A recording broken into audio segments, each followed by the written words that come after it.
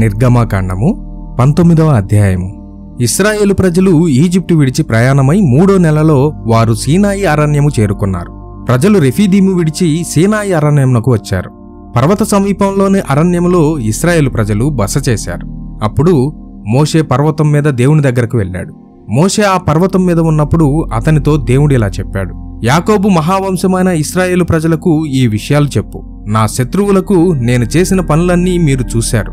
Egypt వాళ్లకు నేను ఏం చేశానో మీరు చూశారు. పక్షిరాజు వలె నేను మిమ్మల్ని ఈజిప్టు నుండి మోసుకు వచ్చి నా దగ్గరకు ఇక్కడికి తీసుకుని వచ్చాను. కనుక ఇప్పుడు మీరు నా మాటలకు లోబడాలి అంటున్నాను. నా ఓడంబడికను నిలబెట్టండి.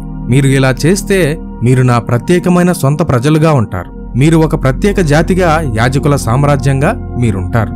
మోషే, నేను నీతో చెప్పిన ఈ విషయాలు ఇశ్రాయేలు ప్రజలతో నీవు తప్పక చెప్పాలి.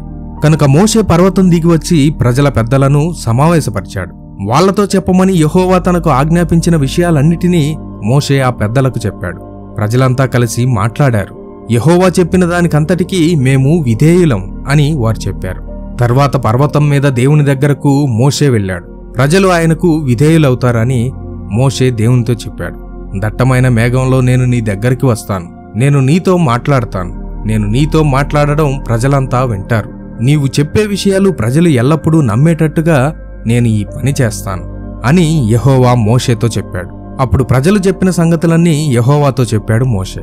యెహోవా మోషేతో ఇలా చెప్పాడు: ప్రత్యేకమైన ఒక సమావేశంగా ప్రజల్ని ఇవాళ రేపు నీవు సిద్ధం చేయాలి. ప్రజలు తమ బట్టలు ఉతుక్కొని 3వ రోజున నా కోసం సిద్ధంగా ఉండాలి. 3వ రోజున సీనాయి పర్వతం మీదికి యెహోవా దిగివస్తాడు. ప్రజలంతా నన్ను చూస్తారు. అయితే ప్రజలు పర్వతానికి దూరంగా ఉండాలని నీవు తప్పక చెప్పాలి. ఒక గీత గీసి ప్రజలు ఆ గీత దాటి రాకుండా చూడు. ఏ మనిషి గాని జంతువు గాని పర్వతాన్ని తాకినట్లయితే చంపేయాలి.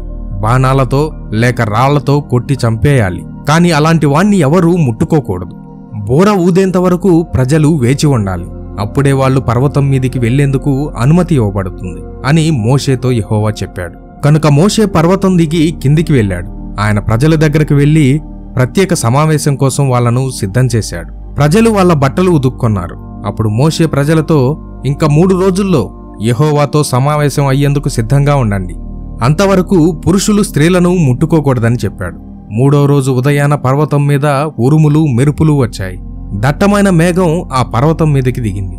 ఒక బోర శబ్దం చాలా పెద్దగా వినపడింది. ఆ బసలో ఉన్న ప్రజలంతా భయపడిపోయారు. అప్పుడు పర్వతం దగ్గర దేవుణ్ణి కలుసుకునేందుకు ప్రజలను వారి బసలో నుంచి మోషే బయటకు నడిపించాడు. సీనాయి పర్వతం పొగతో నిండిపోయింది. కొలిమిలో నుంచి లేచినట్లు పొగ ఆ పర్వతం మీద నుండి పైకి లేచింది. యెహోవా అగ్నిలా ఆ పర్వతం మీదకి వచ్చినందువల్ల ఇలా జరిగింది. పైగా పర్వతం అంతా వణకడం మొదలైంది. బోర శబ్దం మరింత గట్టిగా మోగింది. దేవునితో మోషే మాట్లాడినప్పుడల్లా ఉరుములాంటి స్వరంతో యెహోవా జవాబిచ్చాడు. సీనాయి కొండ మీదకి యెహోవా దిగివచ్చాడు. పరలోకం నుంచి ఆ కొండ శిఖరం మీదికి యెహోవా దిగివచ్చాడు. అప్పుడు మోషేను తనతో కూడా పర్వత శిఖరం మీదికి రమ్మని యెహోవా పిలిచాడు. కనుక మోషే పర్వతం మీదికి వెళ్ళాడు. అప్పుడు యెహోవా మోషేతో, నీవు కిందికి వెళ్ళి ప్రజలు నాకు సమీపంగా రాకూడదని, నా వైపు చూడకూడదని వారితో చెప్పు. వారు కనుక అలా చేస్తే వారిలో చాలామంది చస్తారు. నా సమీపంగా వచ్చే యాజకులు ఈ ప్రత్యేక సమావేశం కోసం వారిని సిద్ధం చేసుకోవాలని వారితో చెప్పు. ఇలా చేయకపోతే నేను వాళ్ళను శిక్షిస్తాను అని చెప్పాడు. కాని మోషే యెహోవాతో, ప్రజలు పర్వతం మీదికి రాలేరు. ఒక గీత గీయమని, ప్రజల్ని ఆ గీత దాటి పవిత్ర స్థలం దగ్గరకు రానివ్వద్దని నీవే మాకు చెప్పావు అని అన్నాడు. అప్పుడు యెహోవా మోషేతో, కింద ప్రజల దగ్గరకు వెళ్లి అహరోనును తీసుకొనిరా. అతన్ని నీతో పాటు తీసుకొనిరా. కాని యాజకుల్ని ప్రజల్ని రానివ్వద్దు.